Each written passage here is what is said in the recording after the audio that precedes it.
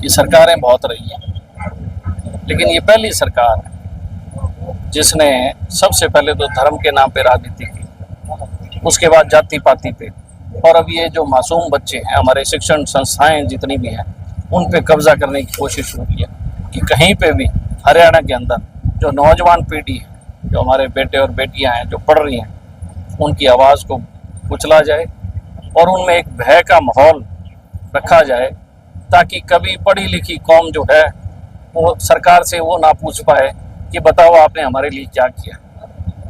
ये narrative set करने वाली सरकार है, ये हमेशा नैरेटिव सेट करती है और बड़े प्रोपेगेंडा के तहत इन्होंने हिंदू और मुस्लिम के साथ नैरेटिव सेट किया, एक प्रोपेगेंडा किया, पिछले इलेक्शन में जाट गैर जाट का किया, और अब ये शिक्षण संस्थाओं में एक प्रोपेगेंडा के तहत इन बच्चों की आवाज़ को कुचला जा रहा है, बच्चों के साथ अन्याय हो रहा है। आप खुद देख रहे हैं कि लड़के और लड़कियां किस तरीके से न्याय के लिए बैठे हैं और कितने दिन हो गए हैं और आज तक इनकी सरकार और प्रशासन की कानों पे जूं तक नहीं रहती।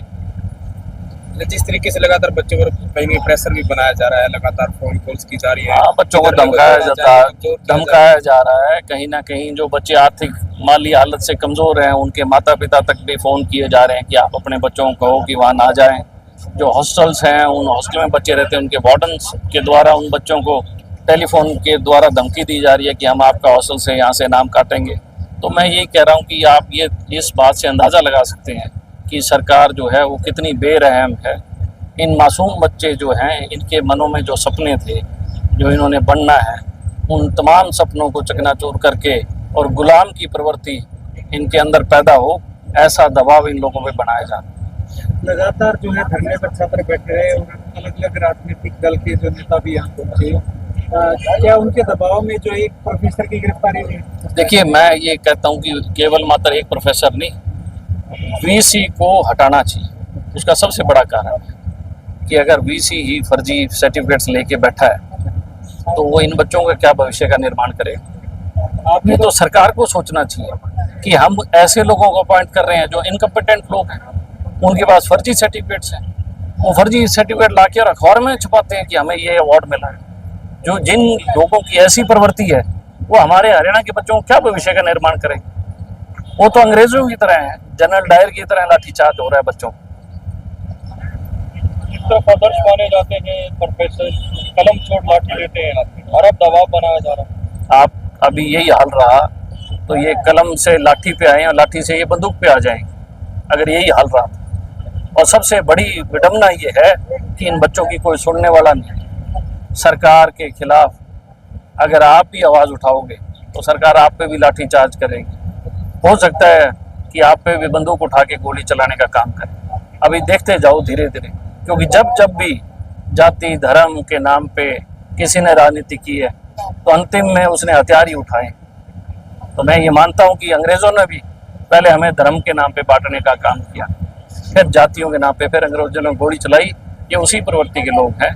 इसमें कोई औचित्य नहीं होगा कि जो लोग शिक्षण संस्थाओं को गुलाम बनाना चाहते हैं, तो उसी से आप अंदाजा लगा सकते हैं। सर, विधानसभा में आप लोगों ने आवाज बिल्कुल उठाई। उसके बाद जिस तरीके से कार्रवाई ली वाइस चांसलर, मैं अभी मैं पढ़ रहा था, एक जगह लिखा था अहंकारी है वाइस चांसलर। तो मैं ये कहता हूँ ये तो वाइस चांसलर अहंकारी है। मैं कहता हूँ हरियाणा की सरकार अहंकारी है। जब हमने बात उठाई, विधानसभा सबसे बड़ा मैं ये कहूँगा एक प्लेटफॉर्म है विधायकों का, जहाँ वो अपनी समस्याएं रखती हैं और सरकार का दायित्व है उसका जवाब देना। जब ये बात उठाई गई तो क्या कोई एक्शन लिया गया वीसी के खिलाफ? क्या सरकार को संवेदनशील नहीं होना चाहिए कि जो विधानसभा में चीज़ें हैं उन पर फौरी तौर पर एक्शन ले? लेकिन सरकार मजाक में उन चीज़ों को दरकिनार करती है, क्योंकि उन्हें पता है कि तुम्हारे पे एक्शन लेने का तुम्हारे पास इतना ताकत नहीं है, क्योंकि सब लोग कहीं ना कहीं से प्लांटेड लोग हैं। कोई किसी का बाजू पकड़ के दिल्ली से आया हुआ है, कोई किसी का बाजू पकड़ के नागपुर से आया हुआ है। तो ये मैं मानता हूँ सबसे कमज़ोर हालात हरियाणा के चल रहे हैं। और अब ये यूनिवर्सिटीज़ में है, अब धीरे धीरे कॉलेज और स्कूलों तक भी ये लड़ाई जाएगी और उन बच्चों को भी कहीं ना कहीं ये दबाव बनाने का काम करेंगे। दूसरा, मैं ये मानता हूँ कि ये इनका मॉडस ऑपरेंडी है। जब किसी चीज़ को इन्होंने तहस नहस करना होता है तो ये उसकी नीति से छेड़छाड़ करते हैं। मैंने सुना है शिक्षा नीति नहीं बन रही है, और मैंने ये भी सुना है, मैंने पढ़ा नहीं है, ये सुना है कि उस नीति में 30% स्पोर्ट्स पे फोकस किया गया। एक तरफ अगर स्पोर्ट्स पे फोकस किया गया है तो राई यूनिवर्सिटी जो है, स्कूल था राई का, उसको यूनिवर्सिटी में तब्दील किया है। अभी एक 12वीं क्लास की या 10वीं क्लास की बच्ची के पास मोबाइल पकड़ा गया। आप मानते हो जिस स्कूल के अंदर यूनिवर्सिटी हो, क्या वहाँ हमारी बेटी और बेटियां सुरक्षित रहेंगी? क्या वो माहौल रहेगा स्कूल का? तो ये तो स्कूलों को भी तहस नहस करने पे तुले हूँ। अगर इन्होंने यूनिवर्सिटी बनानी है उसका सेपरेट कैंपस बनाए, किसने रोका है? पॉलिसी है जिसके कारण ये स्कॉलरशिप का मामला है या दूसरे मसले हैं, न्यू एजुकेशन पॉलिसी का जो समस्याएं आ रही हैं, उसमें कम किया है क्या आप विधानसभा नई एजुकेशन पॉलिसी में इन्होंने कम किया स्कॉलरशिप। क्यों किया है? हमारे हरियाणा के बच्चों को स्कॉलरशिप की जरूरत नहीं है क्या? हमारे हरियाणा के गांव के बच्चे इतने पढ़े लिखे नहीं है क्या? वो आगे ना बढ़े क्या? उनके जो सपने हैं वो अपने सपने साकार ना करें? ये सबका साथ सबका विकास ये है। अगर ये सबका साथ विकास है तो इन वीसियों को बाहर बुलाओ, इनके भी लठ मारो, यहाँ चौराहे पे लेके आओ इनको। तो ये हालात जो सरकार ने पैदा कर रखे हैं, आज ये नौजवानों पे आए, पहले किसानों पे थे, अब ये नौजवानों पे लाठीचार्ज है। यहाँ वैज्ञानिकों को भी बंधक बनाया आज उन्होंने।